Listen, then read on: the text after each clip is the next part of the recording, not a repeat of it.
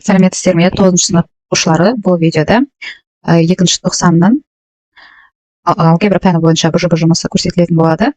Бірінші есебін талдайық. Бірінші есебінде мынандай: геометриялық прогрессияның 6-шы мүшесін табыңыз дейді. Бізде бастапқы бірінші -5, екінші мүшесі 10, үшінші мүшесі -20 деп беріліп тұр.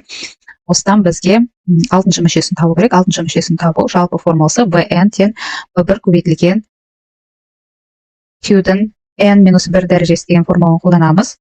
Яғни b1 деп тұрғанымыз ол бізде b6, яғни ол үшін біз b1-ді көбейтуіміз керек q-дің 5 дәрежесіне.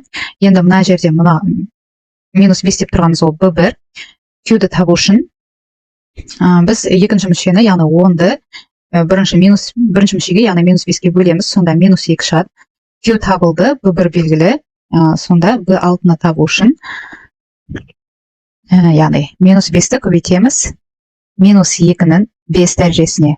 Ол дегеніміз -5 көбейтілген теріс санның тақ дәрежесі ол теріс сан болып қала береді, яғни -2-нің 5 дәрежесі ол 32-ге тең.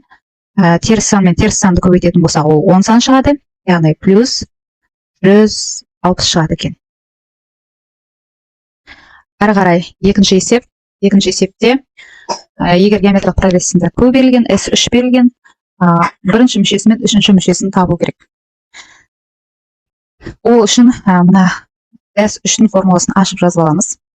Яғни S3 бізде тең болады екен b1 көбейтілген Q-дің n дәрежесі азайтылған 1 бөлімінде Q азайтылған 1. n деп тұрғанымыз ол бізде 3, мына жерге 3 деп жазып кетемін. Енді орнына сандарын, мәндерін қоямыз.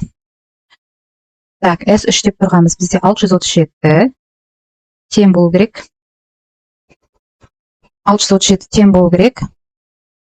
b1 бізде белгісіз, сондықтан b1 деп қалдырамыз. Q деп тұрғанымыз 2, 2-нің 3 дәрежесі азайтылған 1 бөлімінде 2 азайтылған 1. Бөлімі яғни 1 болады. Сонда бізде 637 тең болады b1 көбейтілген 2-нің 3 дәрежесі ол 8, 8-ден 1-ді азайтсақ ол 7, b1 көбейтілген 7 деп жазып аламыз. Осыдан b1 дегеніміз 637-ні біз 7-ге бөлеміз. Сонда b1-іміз бізде 91-ге тең. b1-ді таптық, бірақ бізге екінші есептің тек асы әзірге шығарып отырамыз. Осы прогрессияның бірінші мүшесі мен үшінші мүшесін таптық. Біз бірінші мүшені таптық b1-ді. Енді үшінші мүшені табамыз. b3 дегеніміз ол b1 көбейтілген q квадрат қой. Сондықтан b1 деп тұрғанымыз 91-ге көбейтеміз 2-нің квадраты, яғни 91-ді 4-ке көбейтеміз, ол 364 болады. Сонымен A нұсқасын шығардық. Енді B нұсқасын талдайық. Геометриялық прогрессияның алғашқы 8 мүшесінің қосындысын тап дейді. Яғни S8-ді табуымыз керек.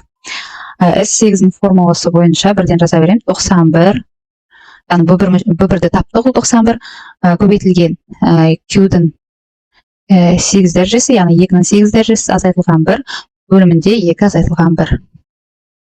Бөлімі уже 1 болатын анық. 91-ді көбейтеміз 2-нің 8 дәрежесі ол 256, 10-дан 1-ді азайтсақ 255 болады. Сонда мәні 91-ді 255-ге көбейтсек.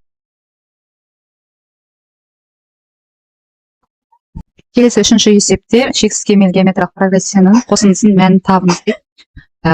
Шексіз кемел геометриялық прогрессияның формуласын еске түсірейік. Ол дегеніміз бізде S тең b1 бөлінген 1 минус Q еді. Енді S-іміз табатын болсақ, бұл жерде b1 деп тұрғанымыз ол 25 b1. Ал Q-ді табатын болсақ, Q-ді табу үшін біз екінші мүшені бірінші мүшеге бөлетін едік. Яғни 5-ті 25-ге бөлеміз. Ол дегеніміз 5-тен 1 болады. Енді S-ті табу үшін осы 25-ті бөлеміз 1 азайтылған 5-тен 1-ге. 25-ті бөлеміз, бөлімін есептеп алайық, 5-тен 4 болады. Енді 25 бөлу 5-тен 4 көбейтуге айналдыратын болсақ, 25 көбейтілген 4-тен 5. 25 пен 5 көбейтіледі. 125 4-ке бөлетін болсақ, ол 31 бүтін 4-тен 1 шығады екен. Немесе 31,125 деп те алуға болады. Осымен бірінші нұсқаны талдау аяқталды. Келесі видеоларда екінші нұсқаны талдайтын боламыз.